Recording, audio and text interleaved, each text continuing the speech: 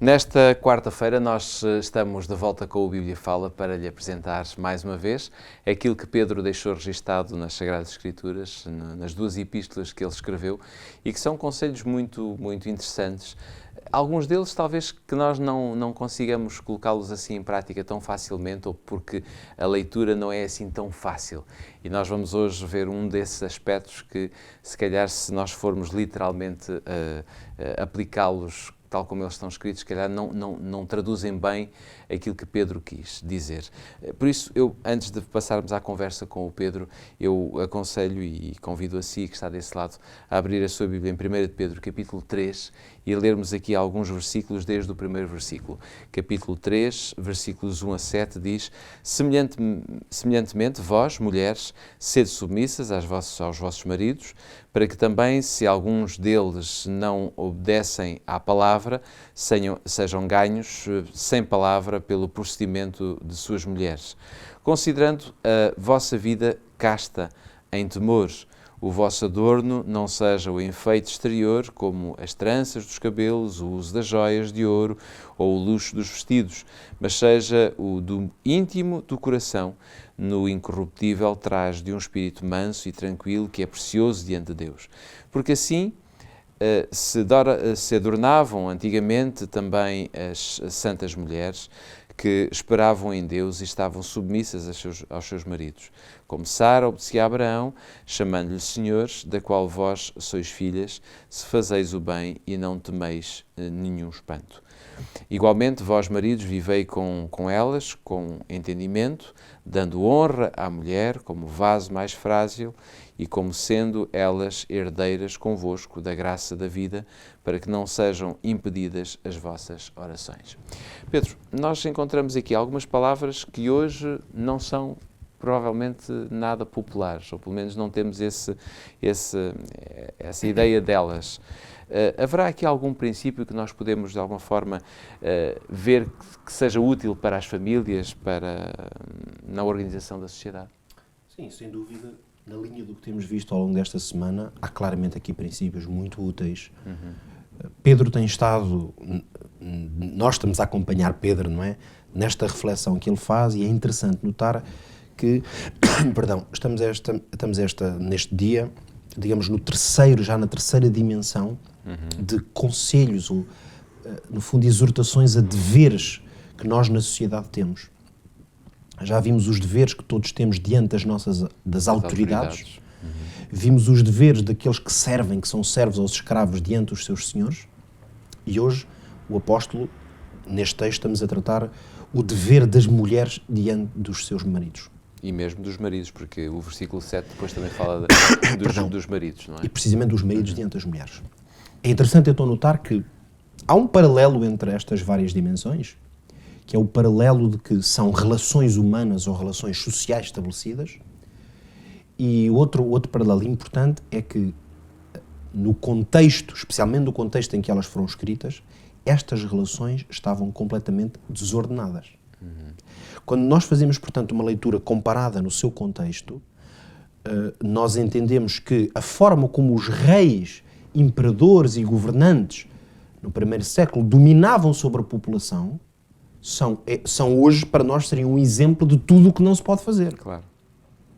Hoje, se alguém tentasse governar como as pessoas governavam neste tempo, iam para a prisão. Para percebermos a que distância estamos da concepção da sociedade, o apóstolo diz que nós temos que honrar os reis, mas nós sabemos hoje, pela história, que as ações e decisões desses reis, hoje, seriam crimes gravíssimos. Claro. Mas era aí que as pessoas viviam. Portanto, as relações sociais nesse contexto tinham certas diretrizes.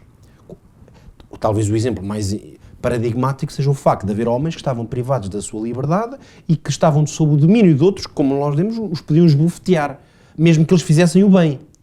Portanto, o que é que nós percebemos? Que o apóstolo está a escrever não para nos dizer qual é o ideal das relações humanas, está-nos a escrever para dizer, mesmo neste contexto de reis ou governantes que muitas vezes não são justos, como eles viviam, ou de senhores que esbofeteiam os seus servos, e agora ele entra mais no domínio privado, vamos dizer assim, no domínio da família, e vai partir, como já abordámos aqui, do contexto do tempo em que vivemos. A submissão da mulher na sociedade, não é só na família. Claro. A submissão da mulher na sociedade era uma condição básica, vamos dizer assim, da organização da sociedade. Eu sou muito sensível a esta questão há muitos anos por diversas razões. E a minha convicção pessoal, isto agora é um comentário, digamos, mais sociológico, histórico, a minha convicção pessoal é que dentro das diversas grandes injustiças sociais que têm percorrido a história da humanidade, o abuso, a desigualdade e a violência sobre a mulher, por causa dessa condição, a de ser mulher, é, na minha leitura histórica, se quiser, Jorge, a maior injustiça social que alguma vez existiu. E porquê que eu digo que é a maior? Porque é a única que tem perdurado ininterruptamente em grandes margens da sociedade ao longo dos milénios. Claro. Nota que, por exemplo, coisas como a escravatura, portanto, que foi uma das injustiças sociais mais horríveis, se não a mais dramática de todos os tempos, que homens eram caçados, claro, literalmente como animais, depois caçavam-nos e levavam-nos para servirem aqui ou ali. Mas conseguimos, de alguma forma... A sociedade basicamente eliminou esse princípio. Quer dizer, a Europa, por exemplo, que foi, digamos, quem quase que fez proliferar isso, estamos a falar nas sociedades mais modernas, hoje somos os defensores dos valores humanistas, onde a escravatura é uma coisa das mais horríveis. Mesmo se pensarmos, por exemplo, em certos momentos da história em que filosofias políticas, nazismo, por exemplo, ditaduras, também trouxeram injustiças sociais incríveis, elas terminaram. E a sociedade, basicamente, tem conseguido expurgar muitas dessas filosofias horríveis em termos de relações sociais. Mas em relação às mulheres já nem tanto. Nem tanto. Portanto, nós temos largas margens de sociedades que hoje estão no mundo, onde claramente a posição da mulher é a de...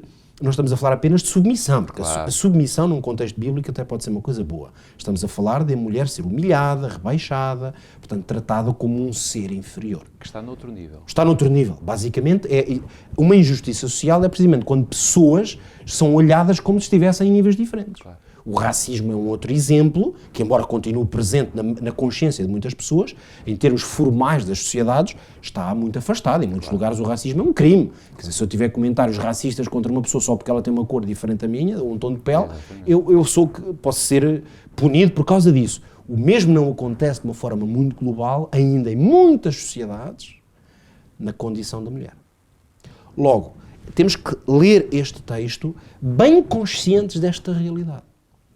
E o que podemos dizer é o seguinte, ao contrário do que pode parecer, e já dissemos aqui que os apóstolos claramente não fizeram em nenhuma circunstância apelos a uma desobediência à ordem estabelecida, exato, eles dão princípios que nos ajudam a perceber que os ideais cristãos e os ideais de Deus já estavam expressos nas suas exortações. Por isso que podemos dizer que tanto o apóstolo Pedro como o apóstolo Paulo são defensores da mulher, claramente, e defensores da condição feminina.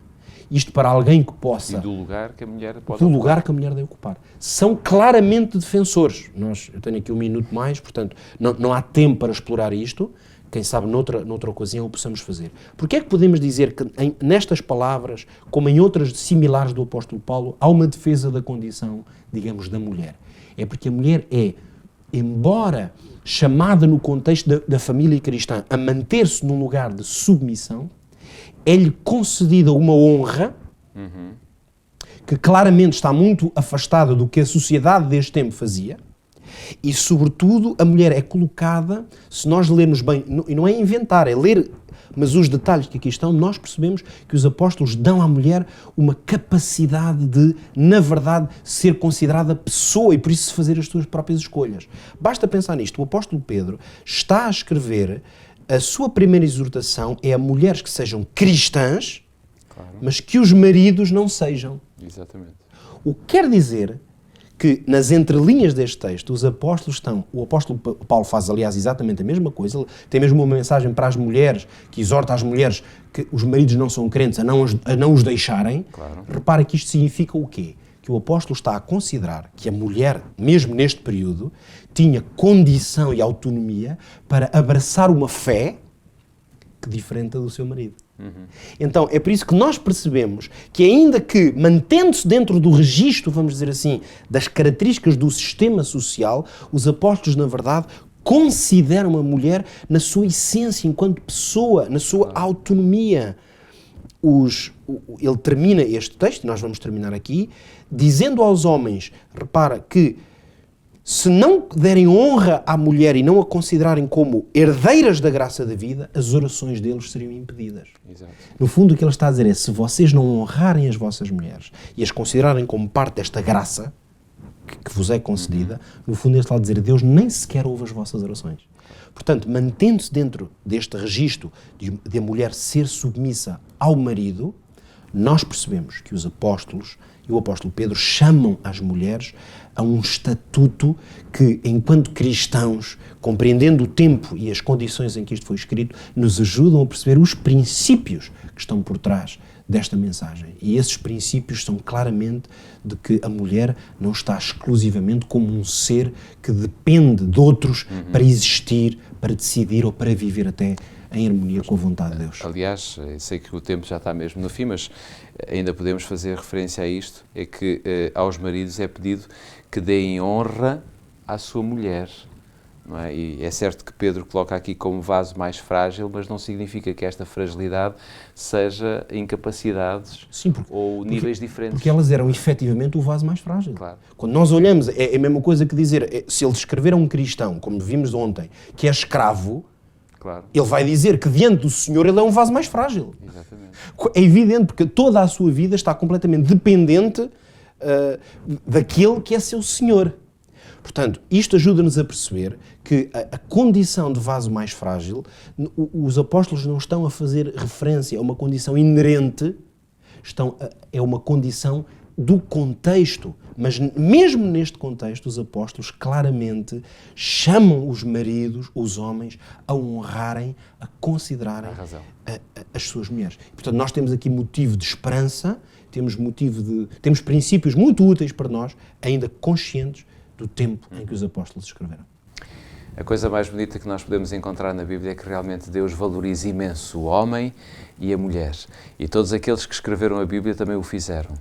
É certo que podemos encontrar aqui alguns versículos que podem ter uma aparência de que as coisas não funcionam muito bem, mas, como vimos hoje, realmente o papel da mulher é imprescindível e Pedro apela às mulheres que realmente deem um bom testemunho junto dos seus maridos para que eles, se não são cristãos, possam ser cristãos. Fique com esta certeza que realmente Deus valoriza muito a sua pessoa, você que está desse lado, seja homem, seja mulher, e Ele quer muito conquistar o seu coração. Amanhã voltamos para, de alguma forma, encerrar esta semana, mas o Senhor Deus continuará connosco e dar-nos a possibilidade de abrirmos novamente a Palavra de Deus para encontrarmos mais ideias e mais conceitos importantes para a nossa vida. Fique bem, até amanhã, se Deus quiser.